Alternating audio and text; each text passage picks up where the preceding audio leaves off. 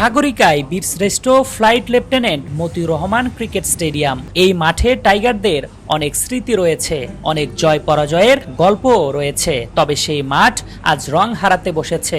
সবুজ ঘাস, ধূসর আর বাদামি রং ধারণ করেছে, যা শুধু মাঠের সৌন্দর্য নষ্ট করেনি, মাঠের আউটফিল্ডের মান তলানিতে ঠেকেছে।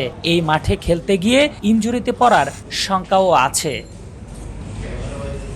সবকিছুর পেছনের কারণ একটাই, মাঠে পর্যাপ্ত পানি না থাকা। প্রশ্ন উঠতেই পারে, সাগর পাড়ের মাঠটির পানির অভাব হয় কি করে? প্রশ্ন সহজ, লোনা পানি আউটফিল্ডে ব্যবহারযোগ্য নয়, আর তাতেই পানি যোগান দিতে বেশ বেগ পেতে হচ্ছে বিসিবিকে। ওয়াসার কাছ থেকে পানি ক্রয় করলেও তা মাঠের জন্য যথেষ্ট নয় এবং তা ব্যয়বহুলও বটে। তাই পানির অভাবে অনেকটাই নষ্ট হতে চলেছে মাঠের আউটফিল্ড। Wow, so clean. টাইলক্স মানে ক্লিন, ক্লিন মানে টাইলক্স।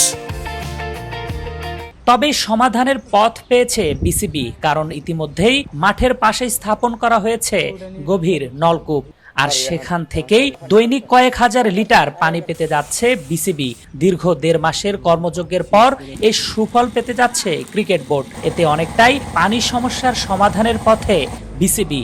সবকিছু ঠিকঠাক থাকলে আবারও সাগর পাড়ের এই আউটফিল্ডে প্রাণ ফিরবে খুব শীঘ্রই। আরফিন জুয়েল, যুগান্তর স্পোর্টস।